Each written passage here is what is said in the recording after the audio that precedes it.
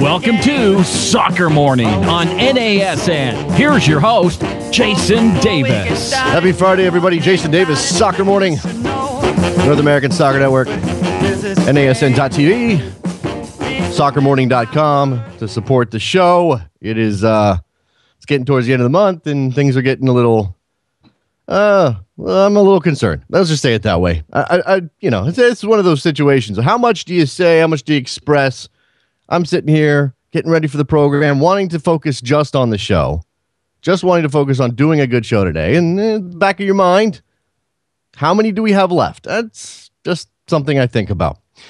But it is a good Friday edition of the show lined up for you. We will have Jen Cooper, who is also known as The Keeper down in Houston. She does a show Sundays from 10 to 11 a.m. Central on 1560 Yahoo Sports down there in Houston. We'll talk to her about the Houston Dash, for whom she's a commentator, the NWSL in general, Houston soccer, perhaps a little Dynamo talk as well. Looking forward to that in about 40 minutes. And then Giuseppe La Rocca, our friend from the Trequartista podcast, will join us to talk some Italian soccer. Juve yesterday losing 2-1 in the first leg of their Europa League semifinal against Benfica at the Stadio della Luz, which was an interesting game, back and forth, lots of ebb and flow to that game. I enjoyed it. Carlos Tevez with his first European goal in some big number of games. Interesting stuff there, obviously.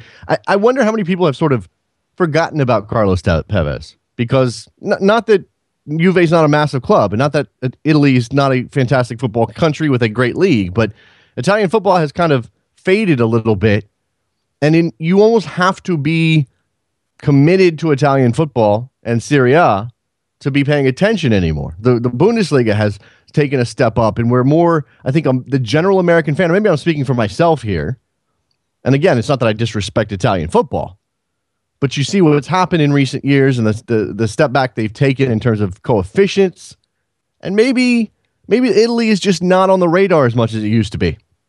Or maybe it's never been on the radar that much for an American audience. I don't know. We'll talk to Giuseppe about all of these things. Obviously, coming down to the end of the Serie A season, just like everywhere else in Europe, Juventus on the verge of locking up another Scudetto.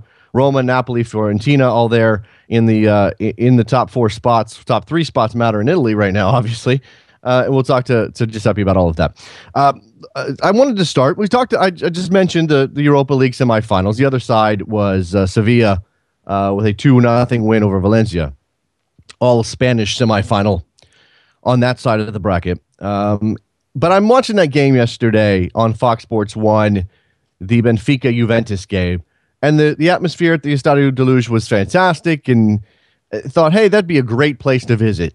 That stadium seems like it would be a great place to visit. I don't know that it's on the top of anybody's list, and I think we've done this before on Soccer Morning, but I love this topic of sort of your dream spot. Where do you want to go? And maybe you have a list of 3, 4, 5 stadiums that you want to visit in your soccer lifetime, whether it's in Europe or South America, and hopefully one day, and maybe some MLS teams have stadiums that have broken through on that list for the hardcore American fan base.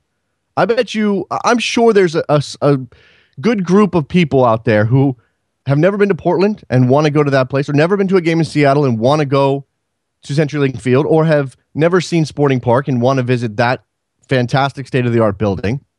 I'm sure there's some of that, but it's not. That's not based on history. That's based on atmosphere. That's based on the specifics of the modern MLS atmosphere. Where in Europe, it's a little bit of that, but it's also about the history. It's about what these teams have done for years and years and years. And La Bombonera is on my list. Absolutely. I suppose Old Trafford's on my list. The Allianz is a new building, but considering what that place is like, I suppose that one's on my list as well. What's your stadium list? How many do you put on it? How likely is it that you're going to get there? Because that's the thing that a little bit of a bummer to go, hey, look at Stadio de Luz. That is fantastic. Look at that atmosphere. Really would love to go see a Benfica game. What's the likelihood I'm actually going to get to Portugal at any point in the near future? It's hard for me to see to look at where I am at now and go, in the future, I'm definitely going. There's no clear line between there and now. By the way, I want to recognize our musical selections today from Elena Barajas. She picked those out, and they're all fantastic music today. Enjoyed listening to them while I put them together for the show. Thank you very much for your support, Milena. She's active on Twitter, supporting the show as well. Anybody who's active on Twitter, thank you for that element of your support. And again, I'll point you in the direction of soccermorning.com, because we are going to continue to rage against the death of this show as we work on several things in the background, and why we ask you to support the program. All right. Phone lines are open, 347-756-6276. Yeah, we have 5 days left in the month. That's the thing to remember. Go look at soccermorning.com. You can see how close we are to our monthly goal. And I'll say this again. I put this out there on Twitter and got some fantastic stuff. I mentioned this yesterday. If you have questions, concerns, comments, or you just want to open up a dialogue with me, send me an email, jason@nasn.tv. I am happy to respond to everybody. Also, opportunity here to recognize new scarf donation to the program. This one right here, right over the microphone. You can see it. It's a logo of somebody kicking a soccer ball in a shape that looks like Washington State. It's the EPLWA, the Evergreen Premier League Washington. This is from Peter Ostrovsky. Thank you very much for the scarf, Peter. The Evergreen Premier League is a statewide amateur men's premier soccer league that commences play this Saturday, April 26th in Yakima. There are 8 teams from Bellingham, Seattle, Tacoma, Silverdale, Vancouver, Wenatchee, Yakima, and Spokane participating in their inaugural season, which runs from late April to late July.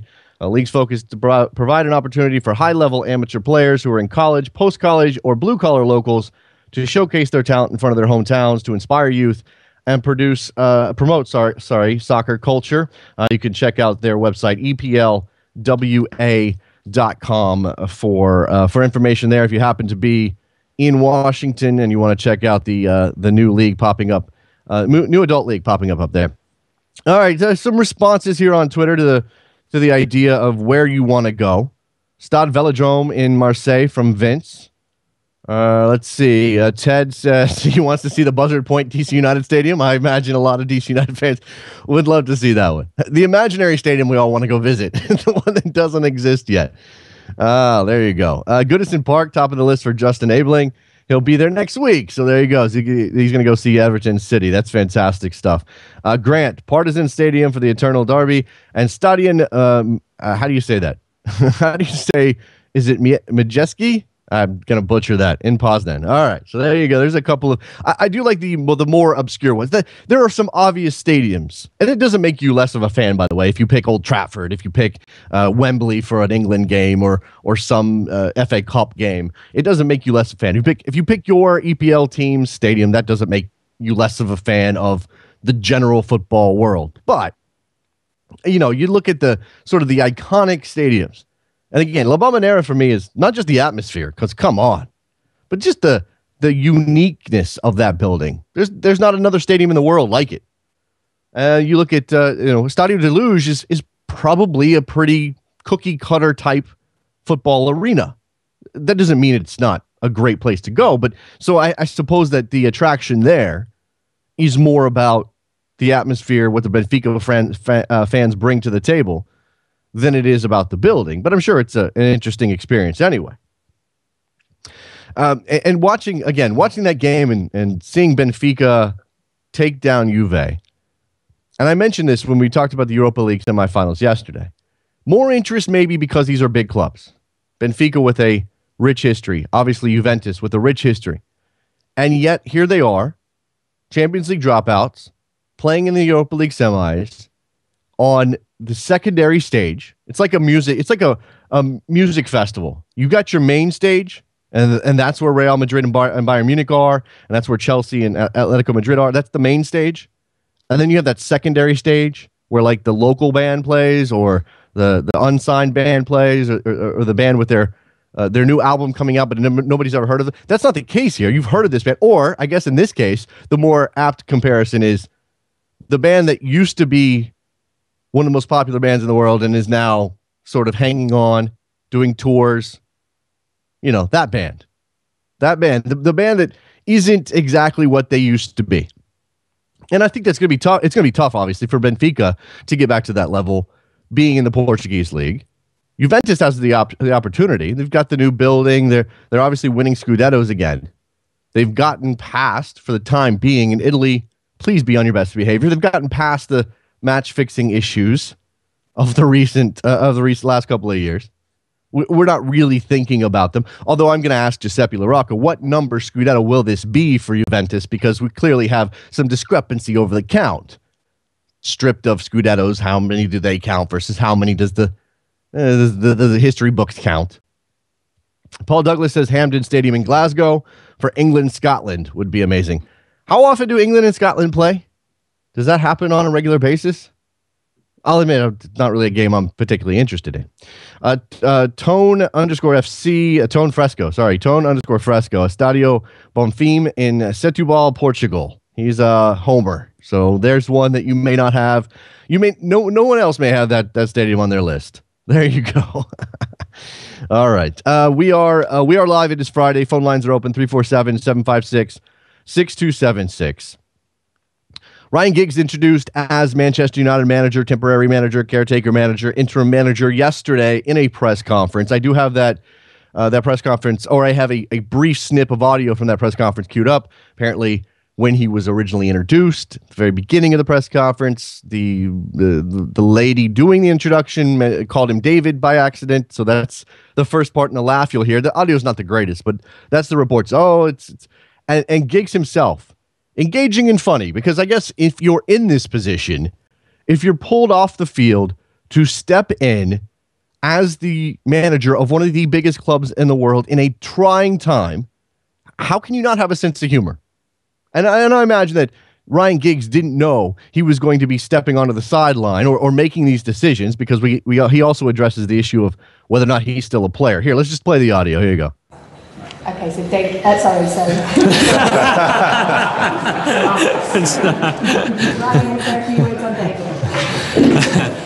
For the rest of this season, are you still going to consider yourself as a player as well as a manager? I've just given myself a 5-year contract. so I'm using my power while I can. But no, I haven't done much this week, but yeah, I'm still involved as a player as well.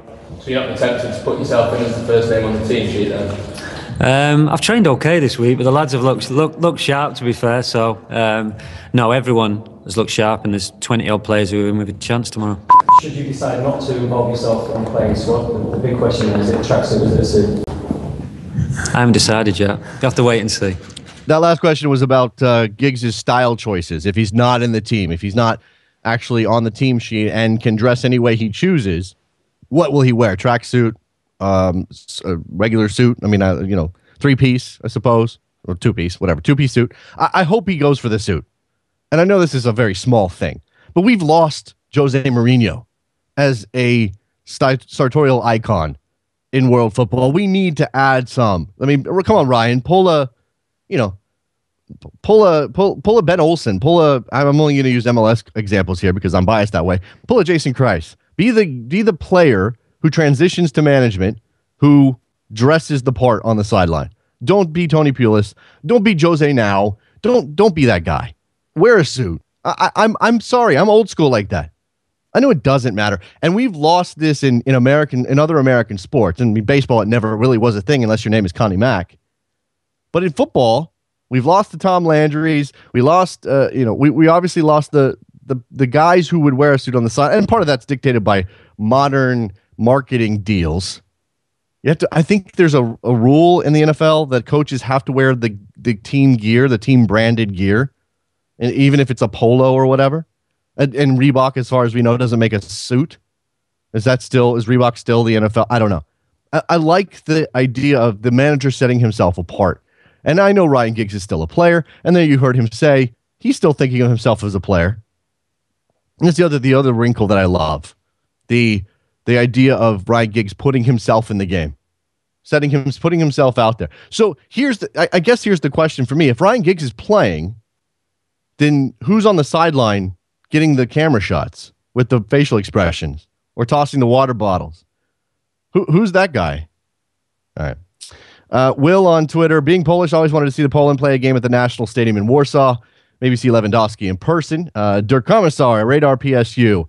I'd love to go to Craven Cottage just for the age and uniqueness. Craven Cottage seems like a very cool place. I think Craven Cottage, and we'll see if Fulham can manage to avoid the drop this season. But Craven Cottage is, despite the fact that Fulham has been a Premier League team for quite some time now, it's got that vibe of, I don't want to say minor league like I'm disparaging the club. That's not what I mean. I mean the feeling of, because there's a very distinct difference when you go to a Major League Baseball stadium versus when you go to a minor league baseball stadium, even if the difference is only Major League and AAA. It's a different atmosphere. Like, the players treat the crowd in a different way. There's obviously a different level of security and sort of professionalism. Maybe that's not the right word either, because you can be professional and still be minor league. But I guess the notion that there's a less I don't know, a less removed atmosphere from what's happening on the field. And this is the thing that MLS has right now, still has 19 years in, that is slowly going to erode away. As MLS gets bigger, as MLS spends more money, as the players get richer, that separation between fan and player is going to increase to the point where we're going to lose something that makes MLS quaint and unique. Maybe you don't need MLS to be quaint and unique. Maybe you prefer MLS to go and compete with the biggest clubs in the world, have the opportunity to be involved in the Champions League final in CONCACAF, because my man Brian Strauss just wrote a piece that I managed to skim yesterday that talked about how Cruz Azul beat Toluca to win the Champions League title in CONCACAF, and nobody outside of Mexico cares. Nobody in Costa Rica cares. That's the third country you think of when you think CONCACAF. Nobody in the United States cares. An MLS game, the Red Bulls in Houston, was more important in this country than, at least in the English-speaking media, than Cruz Azul and Toluca. And that shouldn't be the way it is. If that competition is going to be big, then you need those teams to you need other teams to bring interest to it. So maybe you don't need MLS to be quaint. But that's the feeling I get from Craven Cottage. Craven Cottage is more intimate. That's a good word, Vince. Thanks a lot for that on Twitter. Chuck on Twitter, I'd love to see Dortmund at home in a Champions game. That's definitely one of the places on the list for me. Got to go and see Borussia Dortmund play at home, see the yellow wall, see all of the atmosphere that team creates, or that those fans create for that team. Westfalenstadion, is that close? How was my German? My German's probably pretty bad, right? My German is pretty bad. Phone lines are open 347-756-6276. Call me up. It's Friday. Let's have a chat. Let's talk about your stadium dreams. Let's talk about the Europa League semifinals. Let's talk about Ryan Giggs taking over as manager of Manchester United, and the notion that he may or may not put himself in a game. That's how do you deal with the pressure of that? Ryan Giggs still has something to offer as a player, I suppose. And Manchester United is playing for what exactly? Europa League qualification? Okay. So there's some pressure, but their run-in is not the toughest. They do have an opportunity to go collect some points and solidify a bad season for them, but not as bad as it could possibly be. So you're Ryan Giggs, and you think, I could really help this team right now in this game. I could go in and make a difference. How do you deal with the possibility that if you do go in and either you don't play well, something bad happens? Your preparations have changed, by the way. You're not going through your normal player routine now. You're going through a player manager routine. You have to go through the process of picking the team and getting them ready and talking to them in the dressing room. You have to do all of these extra things that you don't normally do. If Ryan Giggs wants to, I suppose he can't put himself in as a substitute. How do you warm up? If you're Ryan Giggs, how do you warm up during a game and be the manager on the sideline? Can't do that, right? The warm-up process is so long and involved now.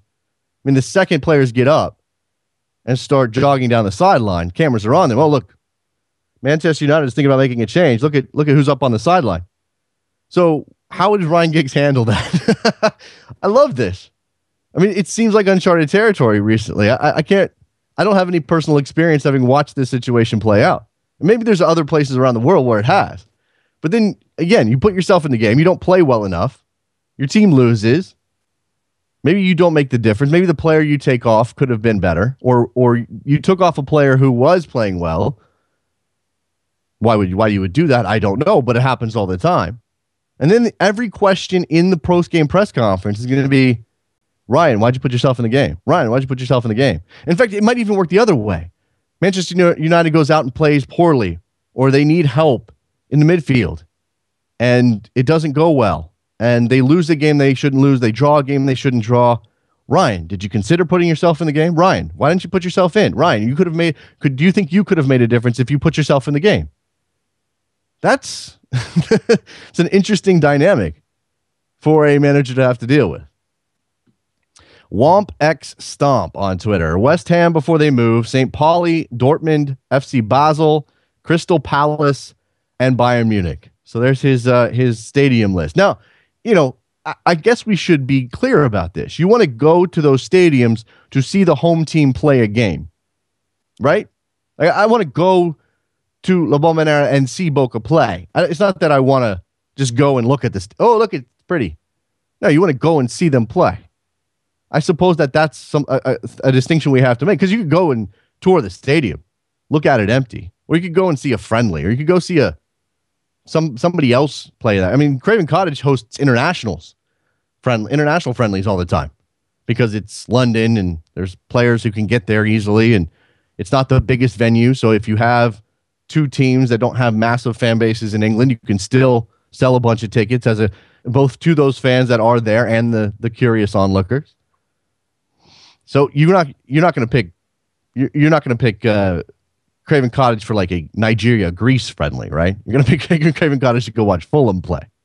Yeah. 347-756-6276. You guys are lazy on a Friday. Not one phone call. Oh, look at that. The timing is impeccable. 801, you're on the air. Hey, what's up? This is Aaron from Utah. From my stadiums, I go Anfield and the Intec Arena in Germany on Big South.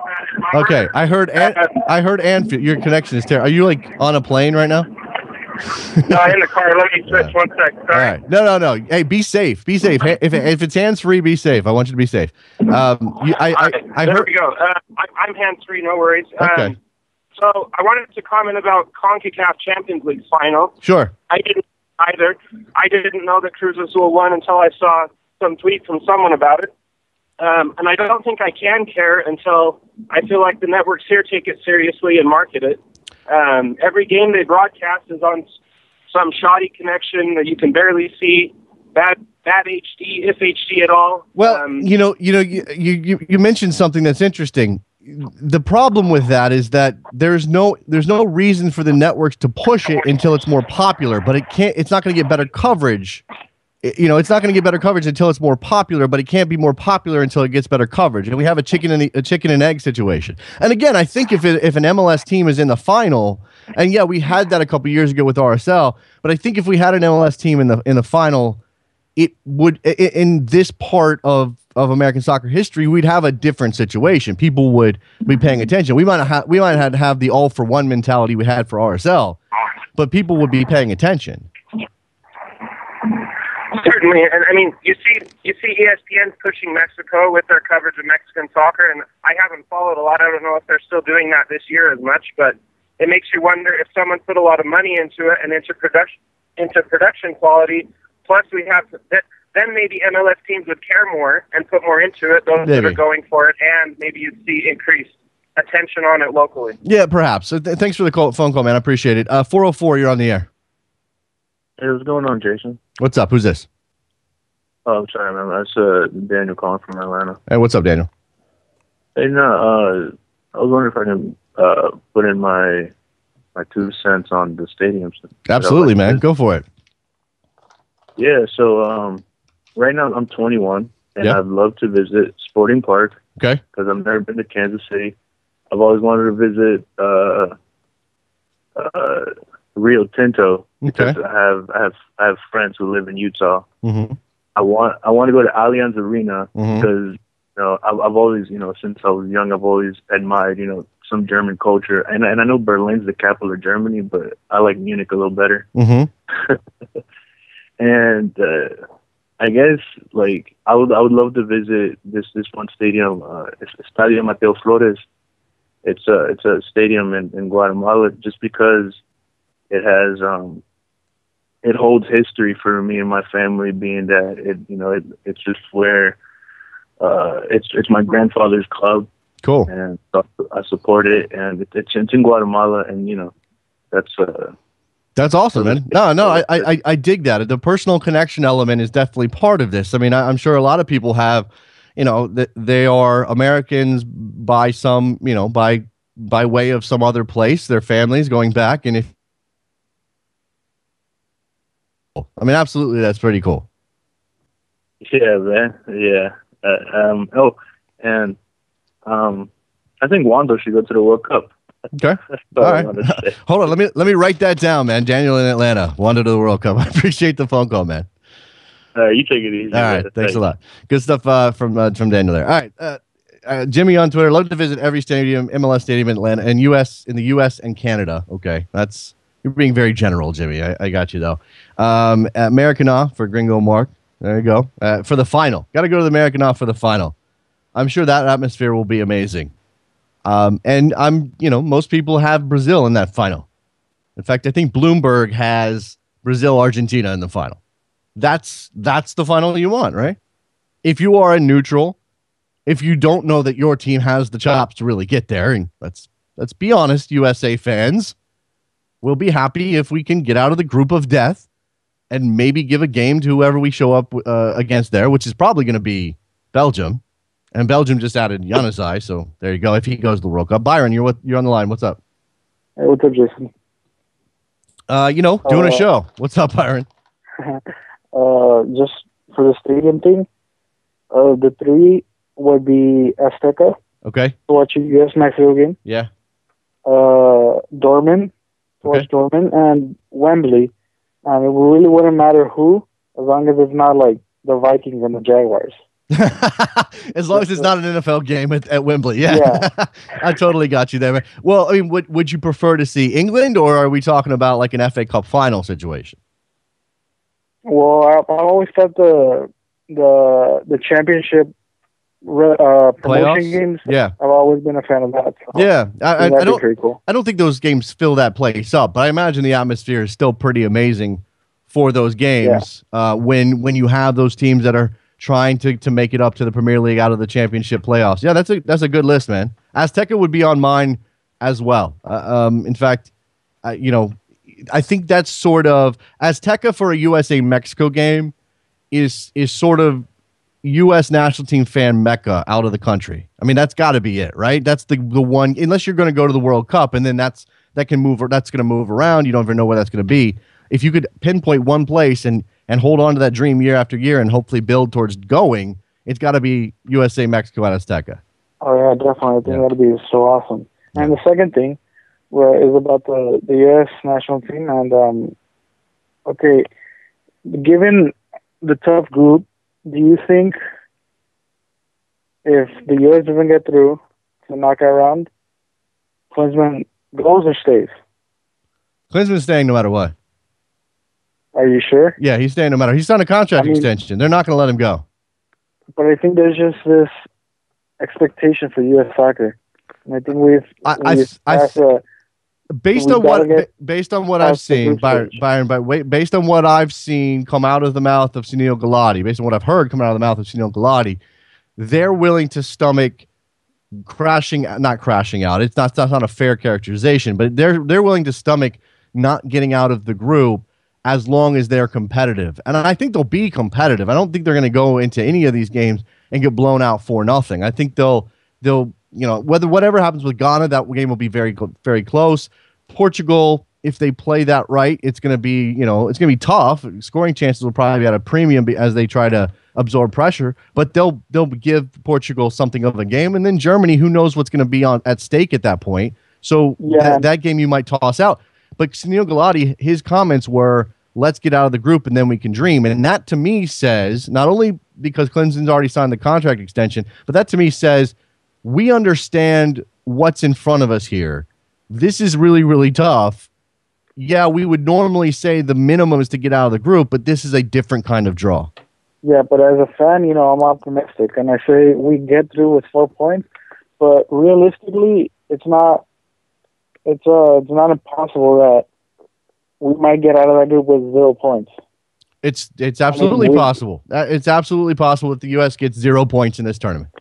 And that's where I'm going at. I mean, it's completely possible. So I may see that as a possibility. But again, I don't think you could say, you can't say flatly, if they get 0 points, does Clemson stay or go? You're going to have to consider each performance individually. You're going to have to look at the Ghana game and say, okay, they lost to Ghana, but what was the score line? How was the balance of play? Did they create chances? Did they, was it a matter of one mistake? Was it a matter of a whole team philosophy? Because you're not going to, let's say, and worst case scenario, and knock on wood, this doesn't happen, Byron, but let's say the United States goes out of the group because Omar Gonzalez makes a mistake somewhere, okay? Because I think that's what people are scared of.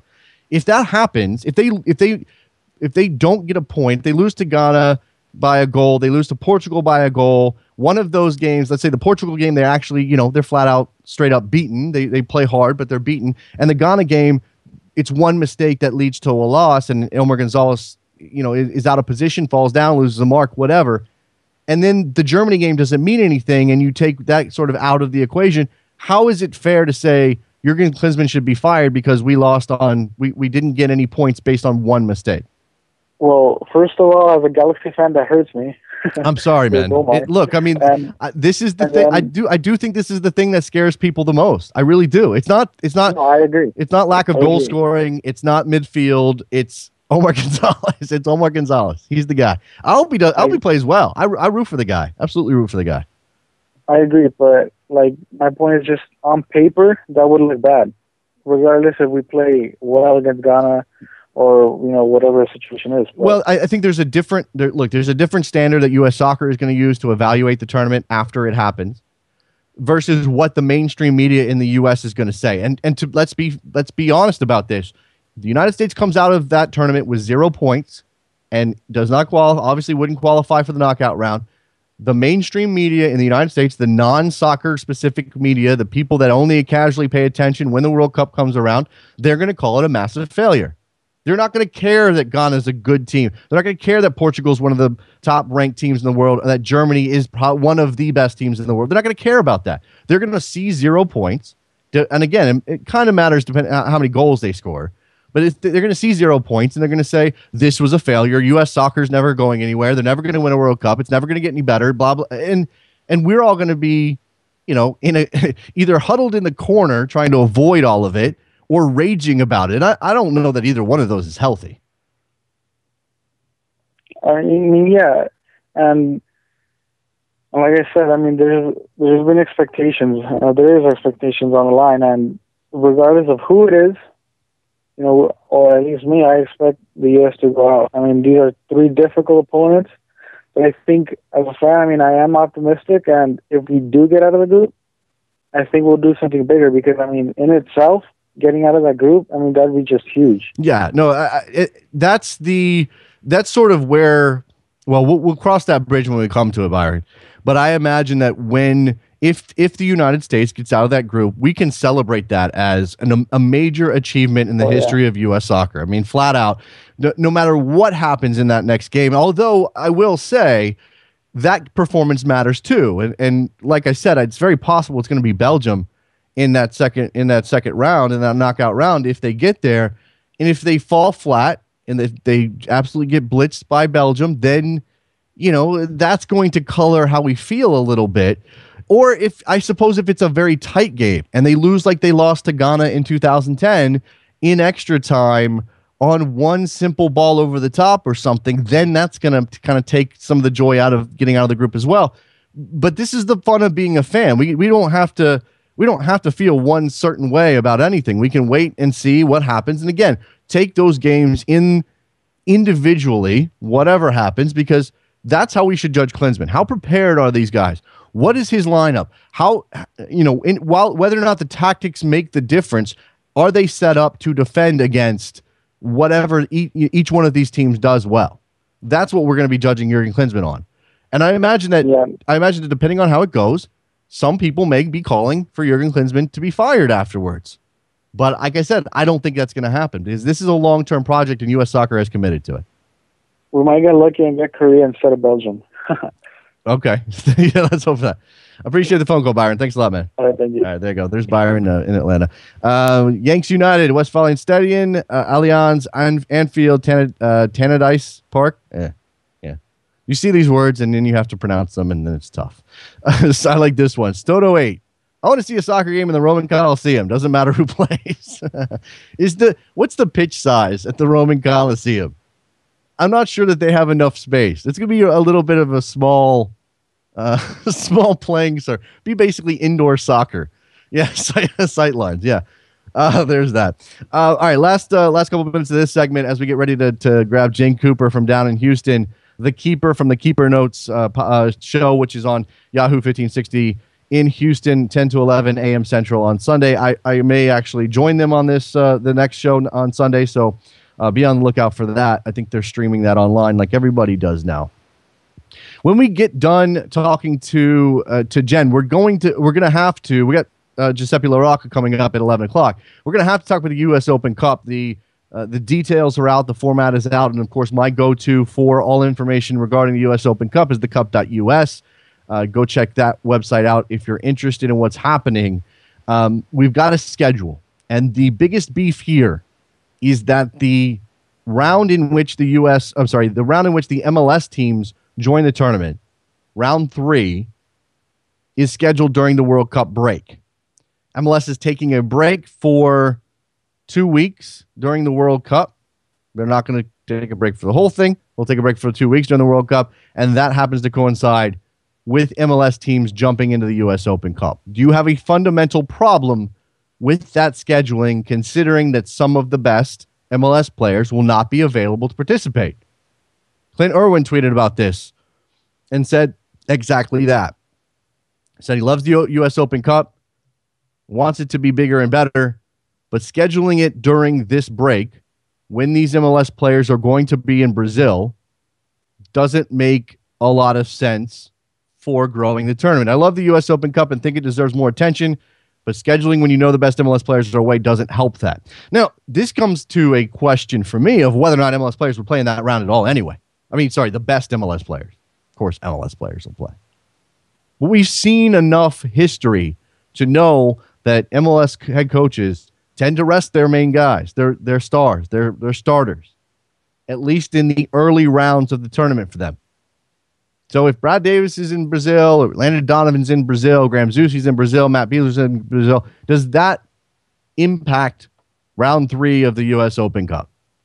Because that would be the problem. And you may want to see the U.S. Open Cup get bigger, and maybe just having those guys available helps that.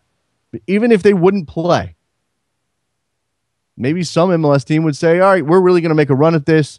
We're going to put our best team on the field. We're not even going to mess around with a potential upset in round 4. Sorry, it's round 4 that they join the tournament. Excuse me, not round 3. Round 3, the NASL clubs jump in. Round 4, the MLS clubs jump in. We'll talk U.S. Open Cup. All right, let's take a break. When we come back, Jen Cooper from Keeper Notes in Houston will join us. We'll talk about the Houston Dash, NWSL, Houston Soccer, Soccer Morning, North American Soccer Network, NASN.TV, soccermorning.com. 5 days left, guys.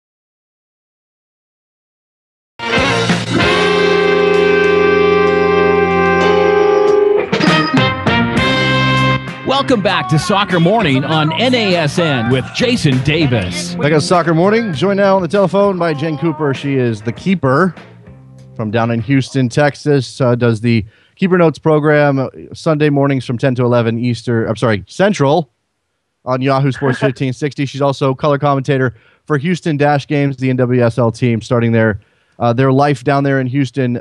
Jen, how are you?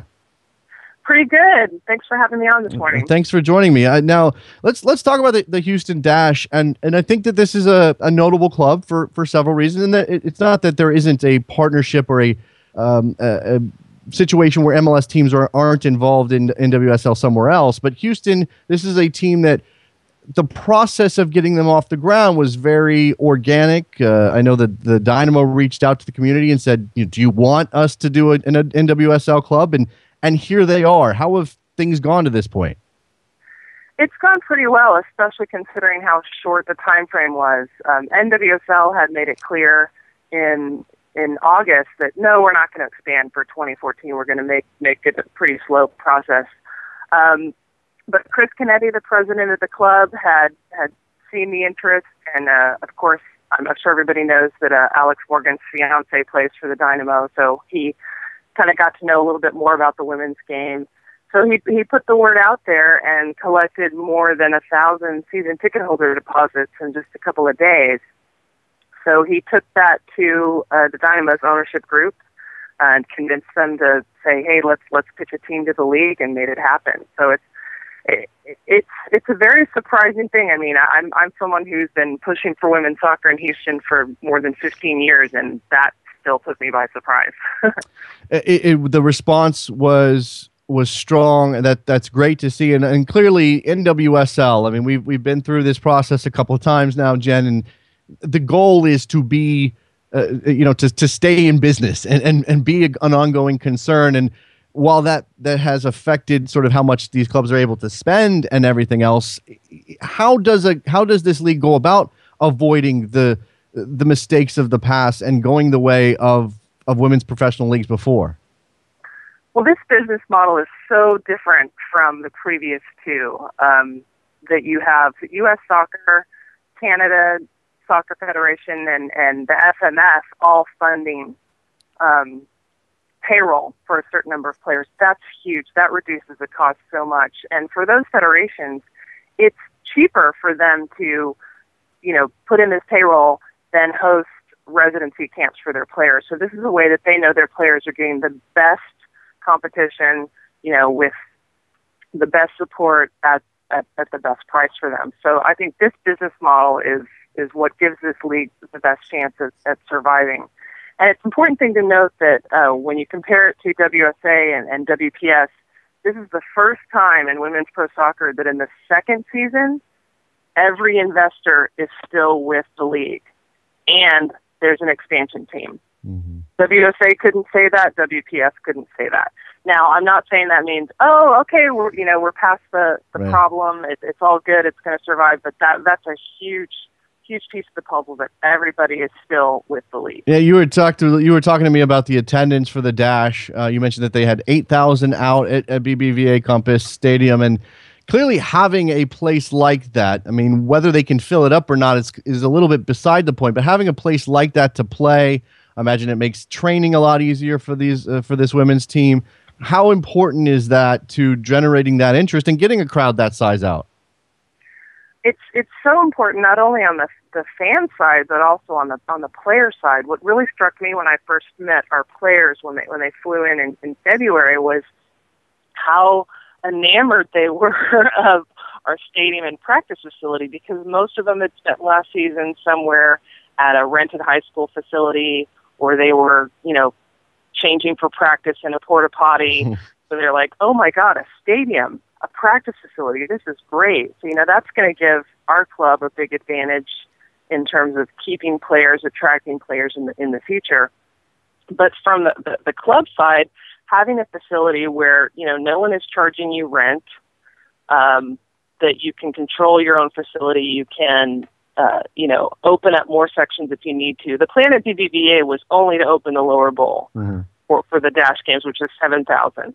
They had to go ahead and open more sections for that inaugural game, which was great. And if we were one of the other NWSL teams other than Portland, you'd kind of be maxing out at like 3,500, 5,000, depending on the facility.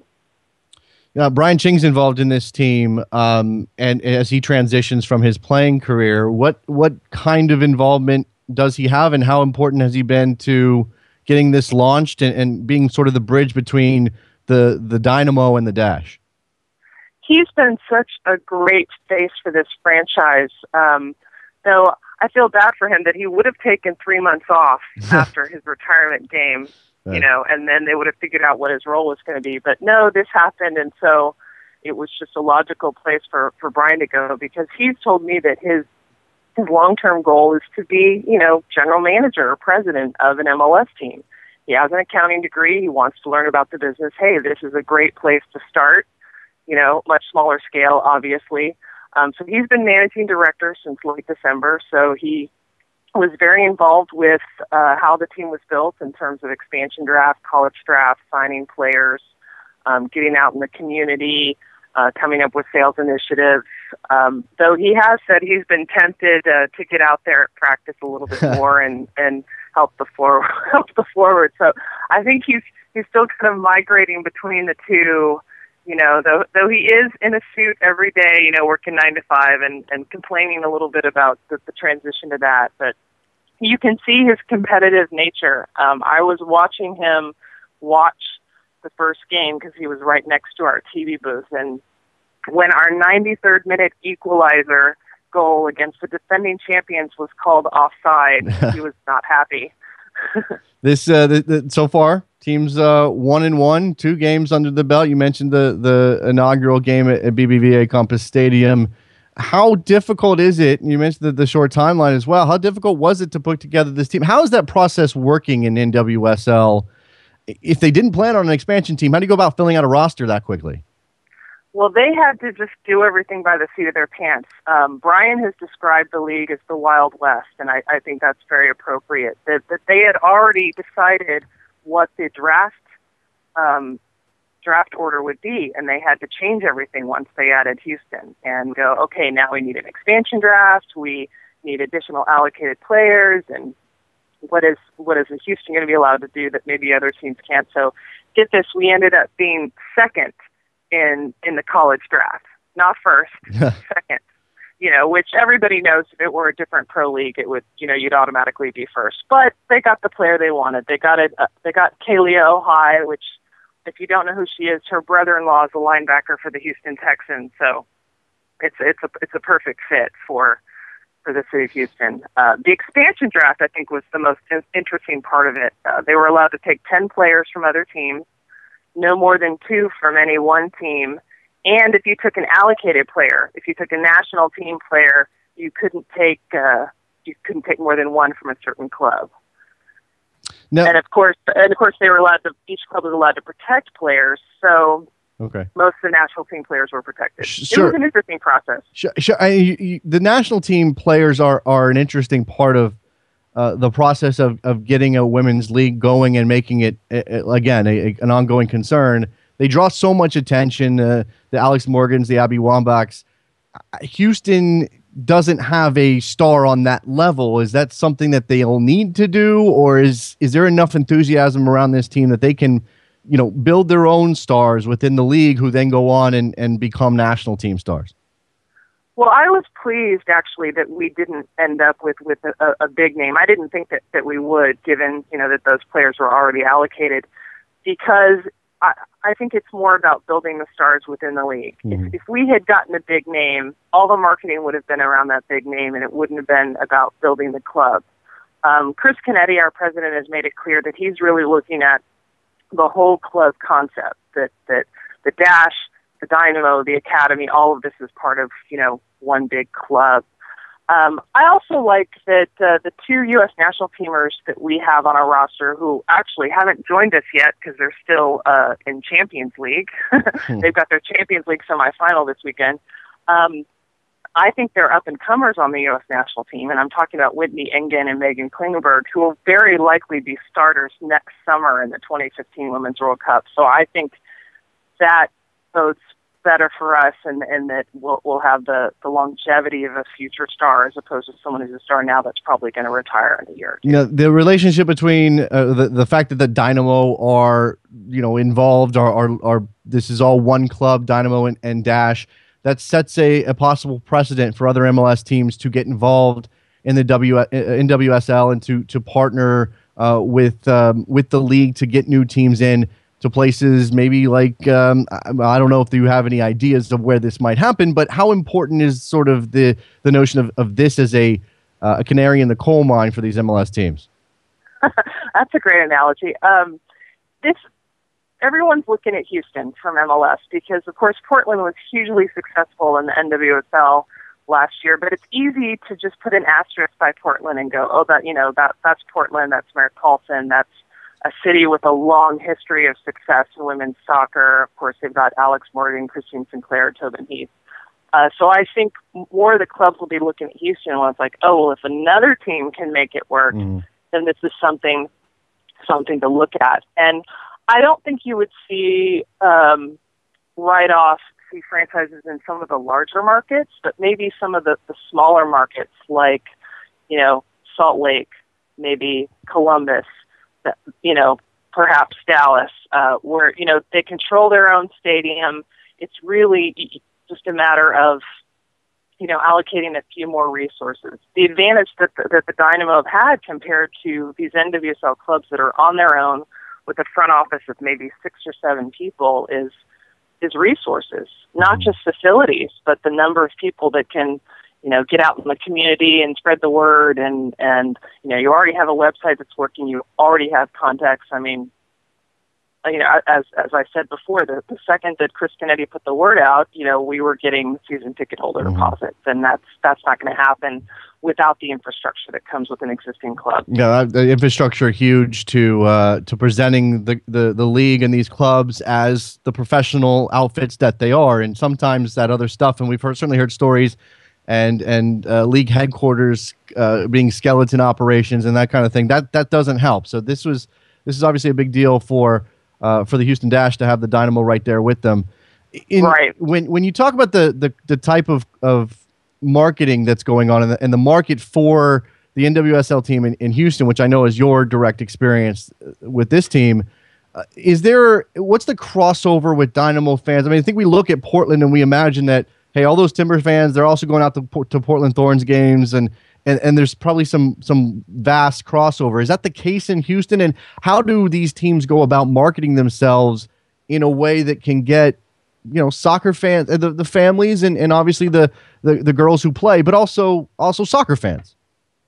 Well, first for Portland, actually, most of the Thorns fans are not Timbers season ticket holders. That's good to know. And yeah, and I think some of that comes out of, we all know that the Timbers have a really long waiting list. So I would imagine that they were able to convert that waiting list into, you know, some Thorns season ticket holders. But also, I mean, Portland does have a very impressive history of women's soccer. So I'm not surprised that they were able to, you know, get the numbers that they did. And, you know, you've already got the contacts in the city, you know. For Houston, it's a little different. I would say about half of our season ticket holders for the Dash are Dynamo and half aren't. When we had a meet the team day at the stadium, it was really interesting to see the number of people, or hear from the number of people who had never been to the stadium before. And this was Chris Kennedy's idea that, you know, we know there's another market out there. We want to get them to the stadium for another reason. And then maybe down the line, they want to buy Dynamo tickets as well. You know, that you're really functioning in that, okay, this is all part of one club. Whether you buy Dynamo or Dash, it's all part of the same club. You know, and keep in mind that the Dash and the Thorns would have very likely been named Dynamo and Timbers if you didn't have this Adidas versus Nike issue. You know, NWSL is a Nike league. That's it. I never think about these things, but yeah. yeah, and you don't need to think about these things. But just like Portland made sure it was Portland Timbers, Portland Thorns, you know, PTFC. Right. Houston did the same thing. Houston Dynamo, Houston Dash, same color. So it is at least all in the same family. That's interesting. Now, that would it have been better or worse? I mean, do these teams need their own? I think they need their own identity. So if if the Dynamo and the Timbers had been able to name the women's team directly off of their club name, would that have been better? Do you think? I do not think that would have been better. I for one have always abhorred hearing anything that's like Lady Dynamo or even the English clubs. It's Arsenal and Arsenal Ladies, which just makes my skin crawl. So in a way, I'm happy that we're something different, but it's all part of the same group. There's still HD, it's still orange and blue. No, I think it works really well, and I've actually spent some time talking to Brian King and Chris Canetti about marketing ideas because I've been following the women's game for 15 years. I was involved with the WSA. I hosted some games in Houston and worked some events for them. So I've seen the marketing side of this, and I think the mistake that keeps getting made not only by the marketing people but the people that cover women's soccer is it's all about the little girls and looking up to their idols, and it's like that's nice, but that's not a business model. So the clubs that have been successful in the past, the women's clubs that have been successful, they're ones that have found how to tap into that urban market or the adult market. There are clubs that have a beer garden, and that usually is a pretty successful thing because yes, you do have the families, but you do have couples or people without children or just adults that are just interested in watching women's soccer. So the BBVA Compass Stadium has a beer garden at one end, and that's something that the Dynamo are trying to sell. And I was just really pleased to see the number of adults at the stadium without screaming little girls. And you can tell that I don't have children. And they were actually into the game. I mean, I was so pleased watching that inaugural game, how much our fans were into the game. It was not, my favorite player just ran by us, so I'm going to scream. It was like, I don't agree with that ref's call, so I'm going to boo really loudly. Yeah, you can certainly tell that the tenor of the crowd it indicates the sort of connection that's happening there, and obviously, involved in the game is a big deal. Jen Cooper from the Keeper's Note show. Keeper Note. I can't say it without the S. Anyway, Jen. Keeper Notes. Yahoo Sports 1560 Sundays 10 to 11 in Houston. Thank you very much for your time, Jen. I appreciate it. Thank you very much. Sure, anytime. Thanks. There's Jen. Let's take a break. When we come back, we're going to grab our friend Giuseppe LaRocca from the Tre Quartista podcast. Transition to some Serie A talk Juventus and Europa League. Don't go anywhere. Soccer Morning, North American Soccer Network, NASN.TV, soccermorning.com.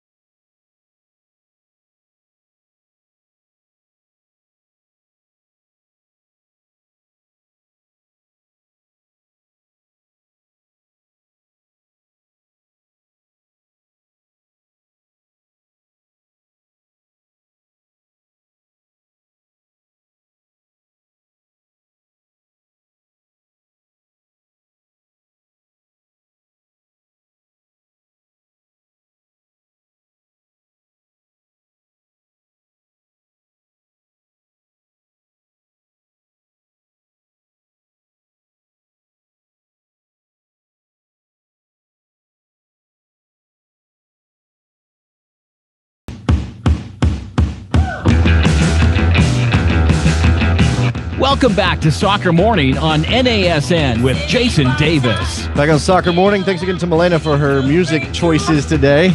Enjoying that.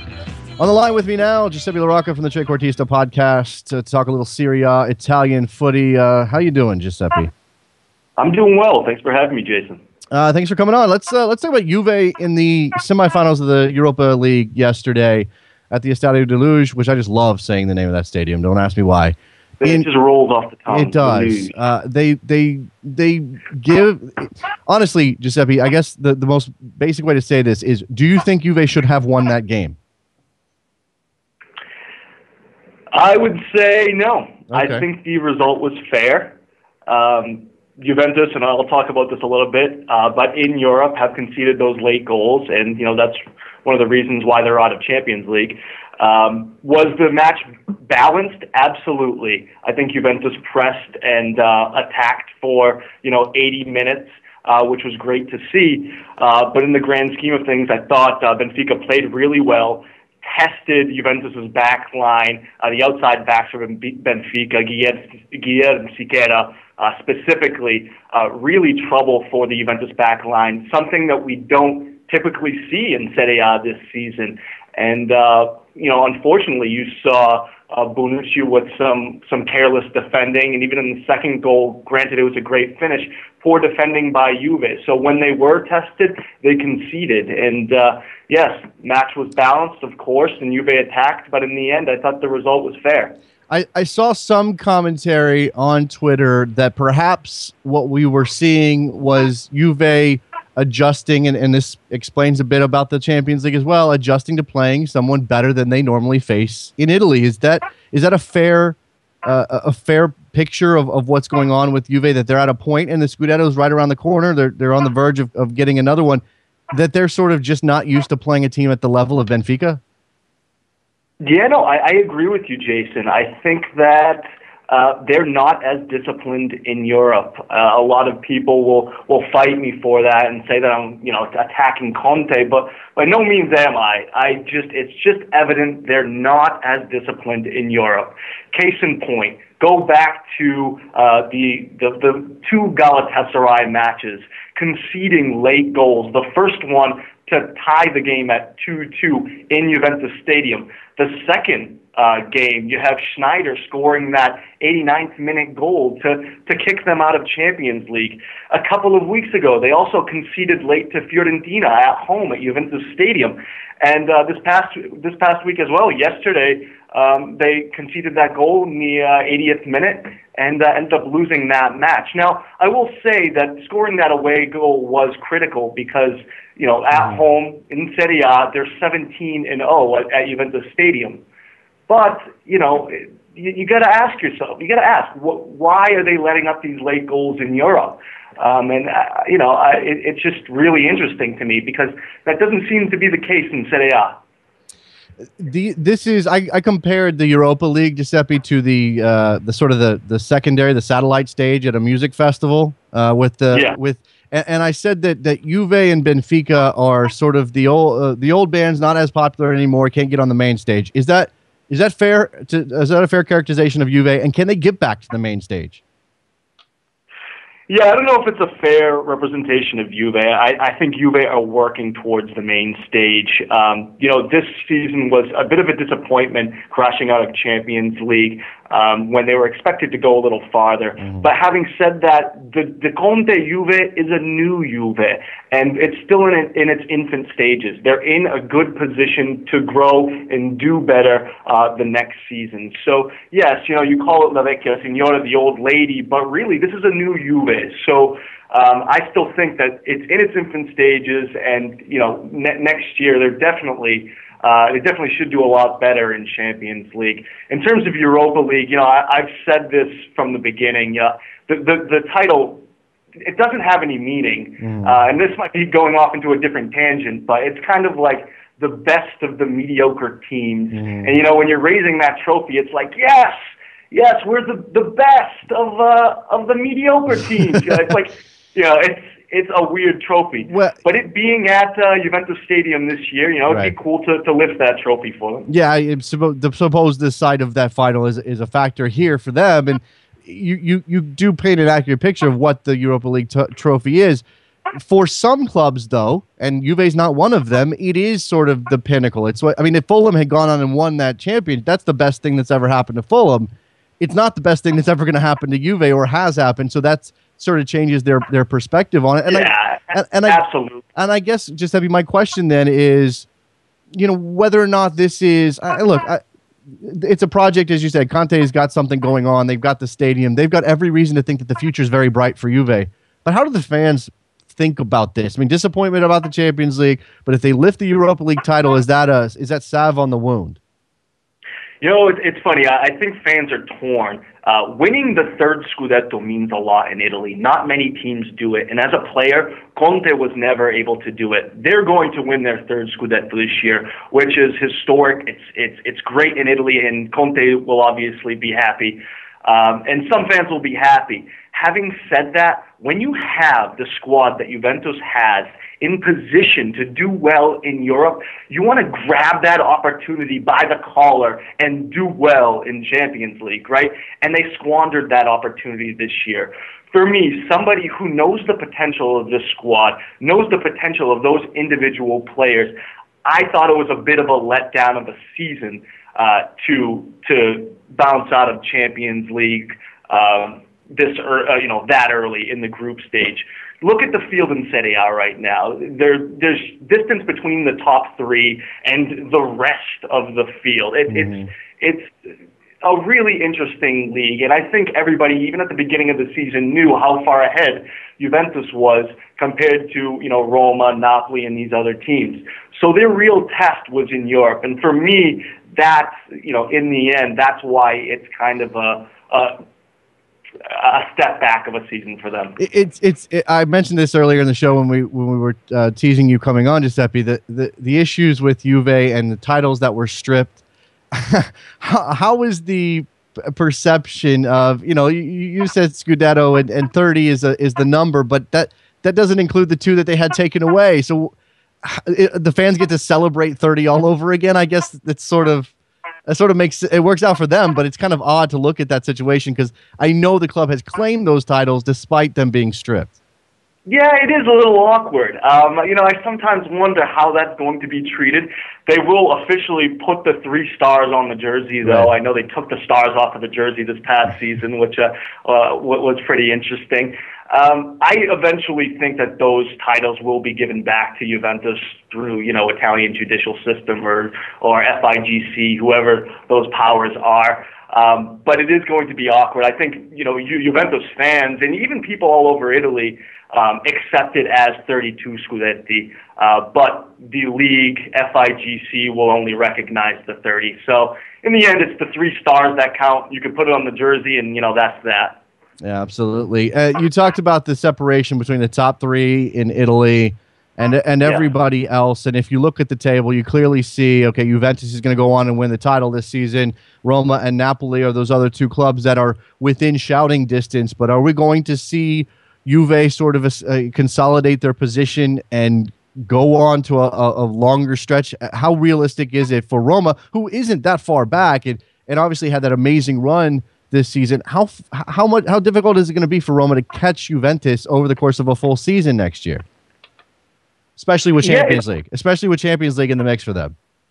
Yeah, it's going to be interesting. I mean, if you look at Roma, 1 through 11, I think they can contend with Juventus. And they have a game coming up in 2 weeks, and we'll see where they really are. What Roma need is depth. They need depth in the back. They need depth at the midfield as well. They're 1 through 11, like I said. I'm very confident. They got young players like Florenzi, who, this is a Roman guy who's done tremendous things this season and will most likely be with the Italian national team. Mattia Destro up top will also be with the Italian national team, a nice young Italian player that has had a great season. So honestly, I think where Roma need to improve is their depth, is their bench, is the ability to bring somebody on who can make a difference. And right now, I don't think they have that person. Napoli, on the other hand, It's the same question as it was going into this season. Who are they going to bring in at the back? Napoli made some great signings this past off season, right? They brought in Higuain, they brought in Callejon, great signings. Even brought in Jorginho halfway through from Hellas Verona. But the question was still defensively. I mean, is this team going to be able to contend? And when they're still letting up 3-4 goals almost every game in Serie A, that's not good. You could score as many goals as you want, but if you let in the same amount of goals, I mean, I'm not a mathematician, but it doesn't work out for you. No. So the question's still at the back. Who are they going to bring in? And if they solidify the back, then we're talking about another team that could make a run for Scudetto next season. Hey, playing high-scoring games is working for Liverpool in England, Giuseppe. So yeah, that's true. That's very true. Let me transition. Let's move to the Azzurri and talk to the Italian national team ahead of the World Cup. Looking at the Group D, Uruguay, Costa Rica, England, Italy. I've seen enough chatter about the World Cup to be sort of over the idea of a dark horse, and there's no real reason to think that Italy should ever qualify as a dark horse. But do you think that they have a legitimate chance to make some serious waves here at this World Cup? Yeah, I mean, they absolutely do. I mean, if you look at that core, the core is a really Juventus core. Andrea Pirlo still in the middle. Defensively, Andrea Bartelli, Chiellini, maybe Bonucci and Abate. And up top, Balotelli and Giuseppe Rossi, who will probably be the main tandem, given Giuseppe Rossi is healthy. They have the lineup to compete with any team in the world. I genuinely believe they can beat any team in the world on any given day. The problem is going to be health.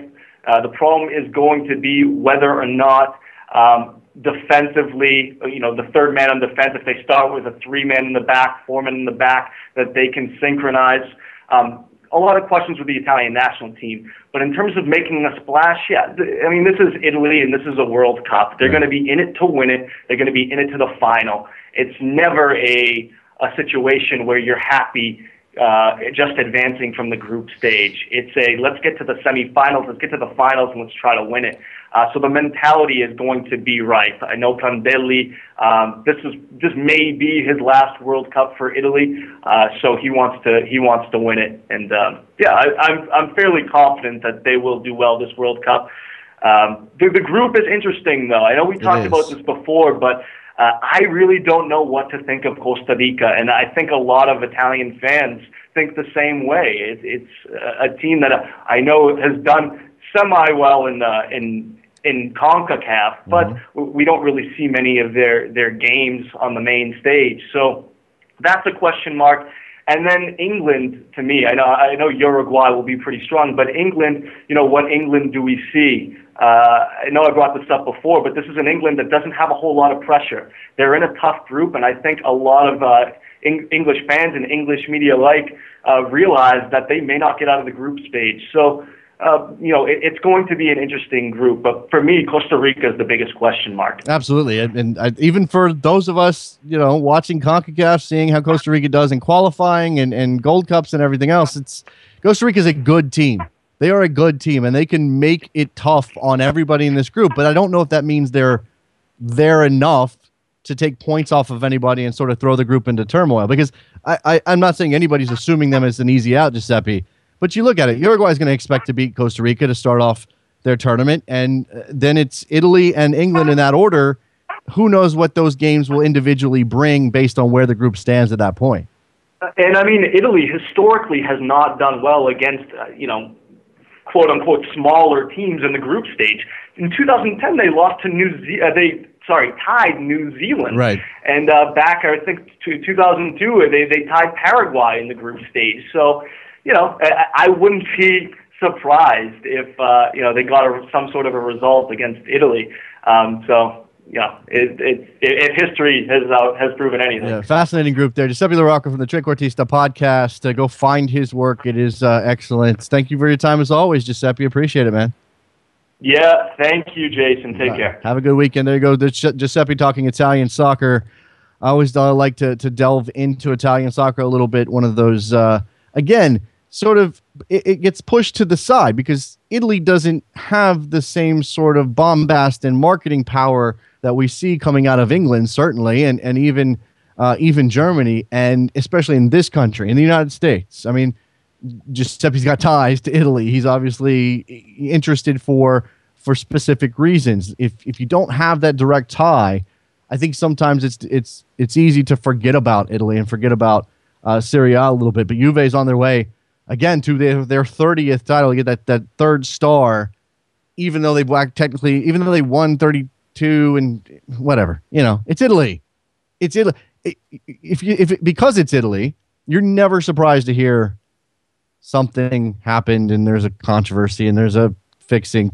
I think that's part of what turns off some people, and it'd be nice to see Italy avoid that for some time. All right, got a couple of minutes here. I did say we're going to talk about U.S. Open Cup, and we should review some of these details. Phone lines are open, 347-756-6276 if you want to get in on Italy, on Juve, on U.S. Open Cup, on that particular group, Group D, at the World Cup, Uruguay, Costa Rica, England, and Italy. Fascinating group, almost as interesting as the quote-unquote group of death that the United States is part of.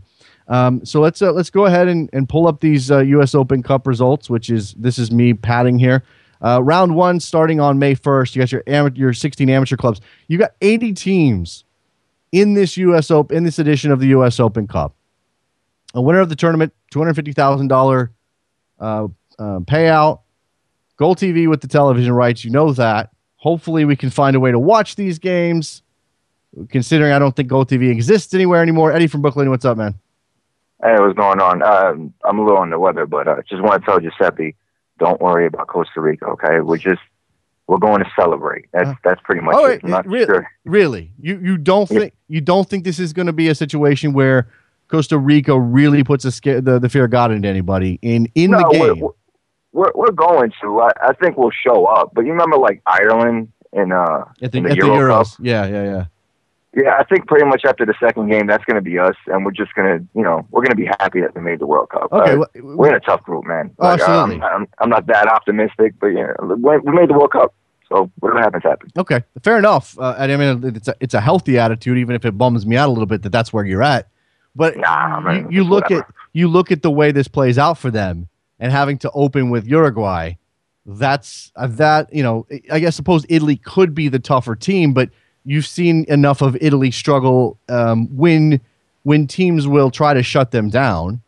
You've seen enough of that over the past couple of tournaments to imagine that Costa Rica, if they were opening with Italy, if Costa Rica got a 0-0 draw with Italy to start the tournament, I'm sure that would be fantastic for Costa Rica. But because it's Uruguay and the firepower that they bring to the table, man, that's going to be tough.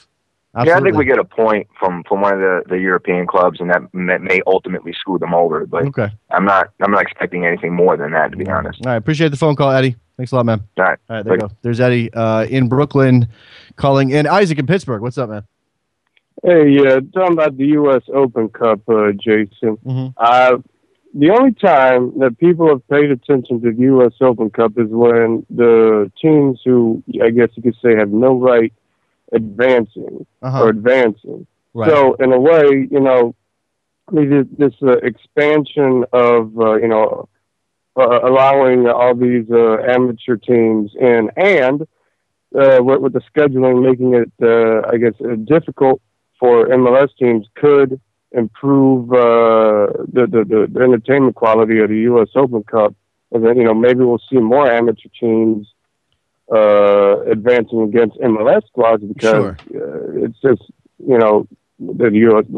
Open Cup is making it difficult for MLS teams. Isaac, what you're going to end up with in this particular tournament, and yeah, if some amateur teams make a run, and the first professional teams enter in round two, USL Pro teams enter in round two. Round three is when you get your NASL teams. That's when the spotlight is going to turn directly to the New York Cosmos, and all eyes will be on them as they attempt to work, to barge their way into the CONCACAF Champions League, which is something they have identified as a goal.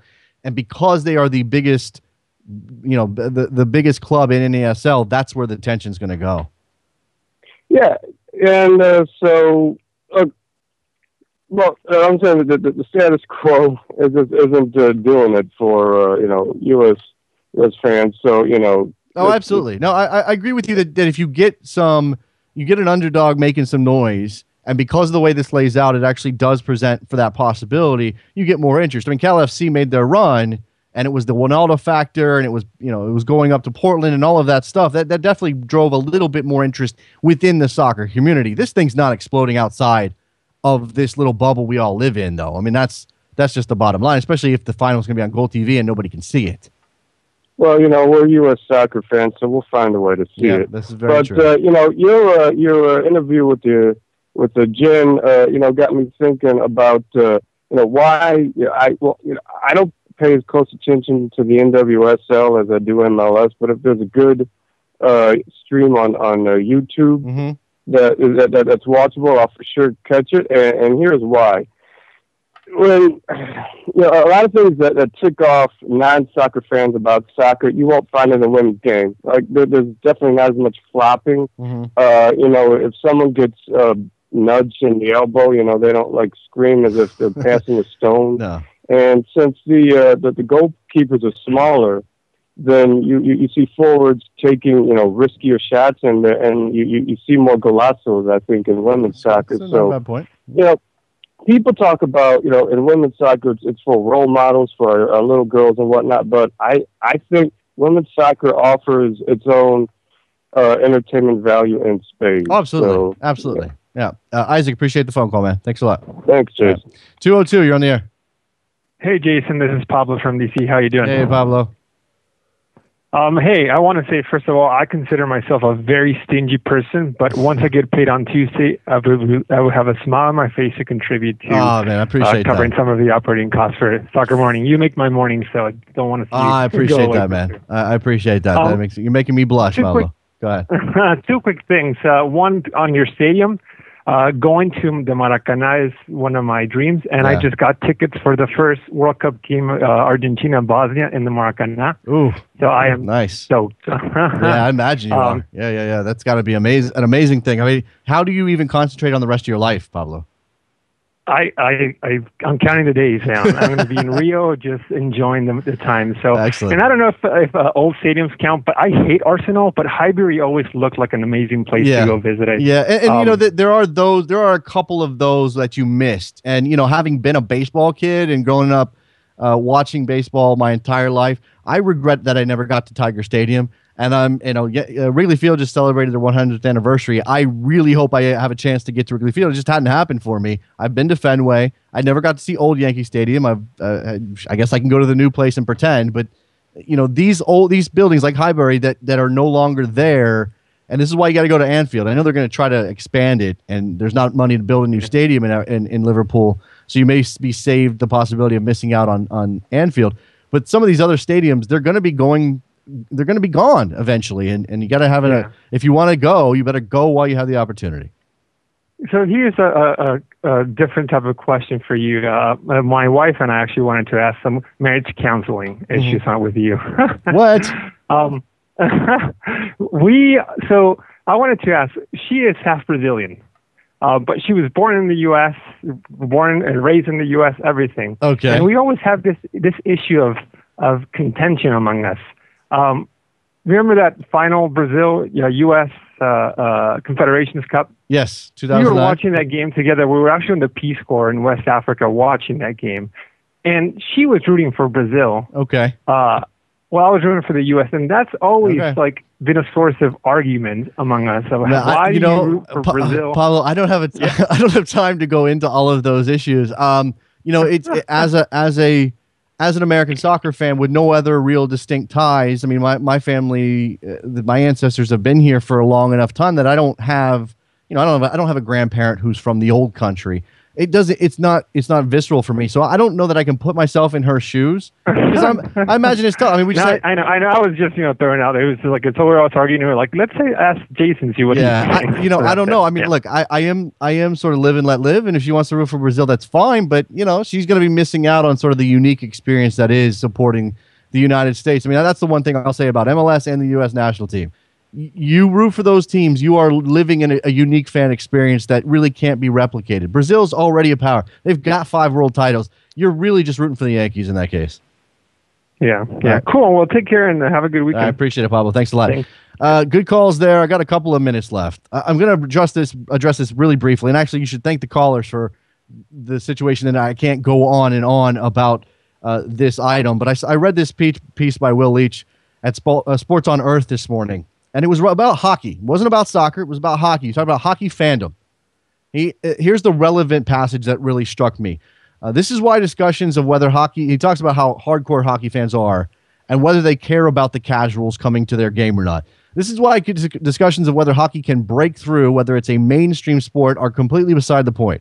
Hockey fans could care less whether or not you accept their sport, whether you think it's worthy of coverage, whether it's won its time slot in the Nielsen ratings. You are a mere visitor to their lands. If you enjoy the game, that's great. But if not, they don't need you. This will always be their game. That is where I would love for soccer fans to be. Now, hockey's a little different. NHL fans know that their league is going to be the best hockey league in the world because there's not any real competition. Russia is going to poach a couple players, going to pay some guys when there's a work stoppage, but the NHL is going to be the best hockey league in the world. MLS fans don't have that luxury. But if you're just a general soccer fan, I think that's the attitude that we need to take up. Be like these hockey fans that Will Leach is writing about. If somebody wants to come to the game and enjoy the game, that's great. Have fun. Happy to have you. But if you don't like it, we don't need you. We're fine. Go do your own thing. And this is, look, again, comes back to whether or not you want soccer in America to grow for whatever reason. Ask yourself, if you want soccer in America to grow, ask yourself why you want it to grow. For your own self-validation, because people need to wake up, because MLS needs to grow and spend more money so it can be competitive with the best leagues in the world. That's admirable, fine, whatever. But it's not going anywhere. Maybe that's good enough. Enjoy the sport. That's just chill a little bit. All right. Happy Friday. Thank you very much for listening. Thank you to Jen Cooper. Thanks to Giuseppe LaRocca. Please visit soccermorning.com and consider helping us out. We are rapidly coming to the close of the month, and the shades are being prepared. It's a little dark around here. I'm trying to avoid getting too maudlin, but it's tough. I appreciate Milena picking the music today. I didn't get to all of it. We didn't have enough breaks. But her Spotify playlist is up. Maybe I'll go share that. Thanks a lot, guys. We'll talk to you guys on Monday. We will be here on Monday. Soccermorning.com.